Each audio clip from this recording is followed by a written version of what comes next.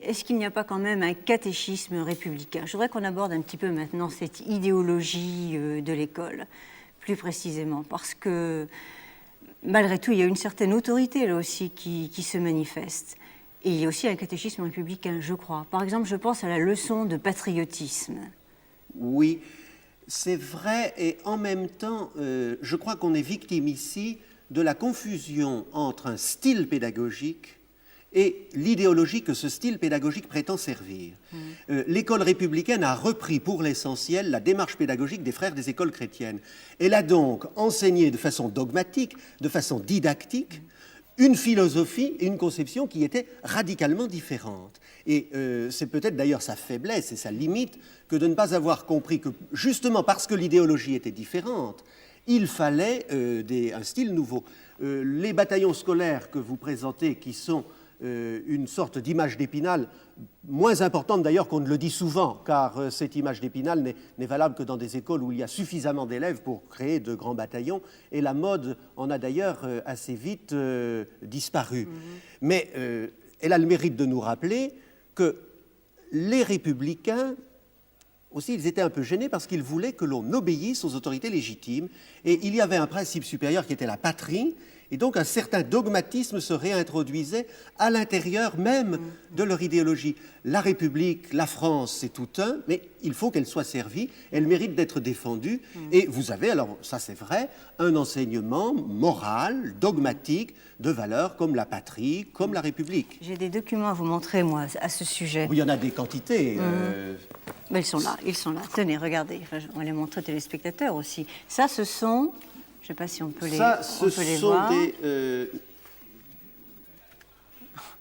Voilà, autour du drapeau tricolore. Ce sont des couvertures de cahiers d'école, et il y en a toute une collection de ce type. Il y en a des quantités, car les couvertures de cahiers que l'on remettait aux élèves, celle-ci est moins facile à voir, elle représente une charge.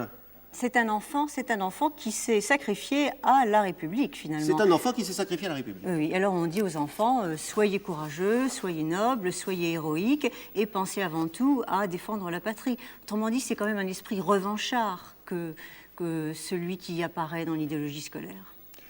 À l'époque de Jules Ferry, oui, un peu.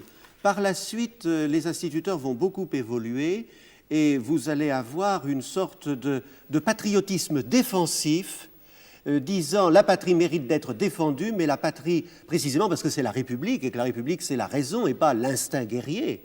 La République doit vivre en bonne intelligence avec tous les peuples, et nous nous battrons, mais uniquement pour la défendre si elle est attaquée. Donc il y aura deux époques dans le patriotisme de l'école primaire entre Jules Ferry et la guerre de 1914. Une époque en effet un peu cocardière, et puis après l'épisode du général Boulanger qui a fait voir les menaces incluses dans ce thème patriotique, un patriotisme plus défensif. Oui. Est-ce que les contenus de l'enseignement ont beaucoup changé quand l'école est devenue laïque? Non. Les contenus de l'école n'ont pas beaucoup changé. L'école républicaine, ça n'est pas une nouvelle manière d'enseigner l'orthographe ou d'enseigner le calcul. Oui. Fondamentalement, c'est une nouvelle instruction civique, peut-être une nouvelle histoire de France, où l'on récupère, si je puis dire, l'œuvre des rois de France comme une étape préparatoire à l'achèvement de l'unité nationale qui est symbolisée par la fête de la Fédération le 14 juillet 1790, qui est l'anniversaire de la République. Ce que nous célébrons le 14 juillet, ça n'est pas seulement la fête de la prise de la Bastille, c'est la fête du 14 juillet 1790, fête de la Fédération, où tous les départements, enfin toutes les provinces, se sont réunis pour former un seul pays. Et alors, dans le patriotisme de l'école républicaine, vous avez un aspect interne aussi important que son aspect externe.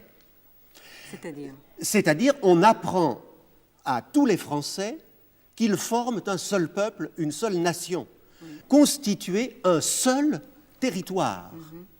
Et là, le patriotisme ne sert pas seulement à se protéger contre les revanchards allemands. Oui, on a dit finalement aussi que cette école détruisait les cultures régionales, parce que l'enseignement, ça va être aussi celui de la langue française. Et puis... Oui, mais Pour les républicains de cette époque et pour les instituteurs, il y avait un combat fondamental. C'était le combat pour le progrès. Le progrès, c'était à la fois la raison, la science, et cela supposait que l'on fasse disparaître les vestiges de l'obscurantisme. L'obscurantisme, c'était quoi? C'était la crédulité. Et dans la crédulité, il y avait aussi un peu la religion, d'où le combat anticlérical du début du XXe siècle.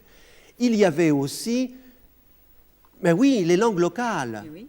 Et je dois dire que les instituteurs, qui eux-mêmes, très souvent, avaient été élevés dans des familles où l'on parlait ces langues, eh bien, les instituteurs, sans même qu'il soit nécessaire que les ministres leur envoient des instructions ou que les inspecteurs d'académie y tiennent la main, les instituteurs ont fait disparaître les langues régionales. Pourquoi ? Parce que le français, c'était la langue des catégories dirigeantes, et l'apprentissage du français, c'était la promotion, c'était l'ascension sociale, la possibilité de devenir petit fonctionnaire, de parler la langue qui était celle des dominants. Donc, il y avait un aspect tout à fait progressiste, entre guillemets, dans cette francisation de l'ensemble de la France. Oui. Et il y en avait beaucoup d'autres. Enfin, toute la lutte pour l'hygiène, Oui, justement, la propreté, tout ça, c'est exactement le même combat. Il s'agit de civiliser les ruraux et d'en faire les citoyens d'une nation moderne.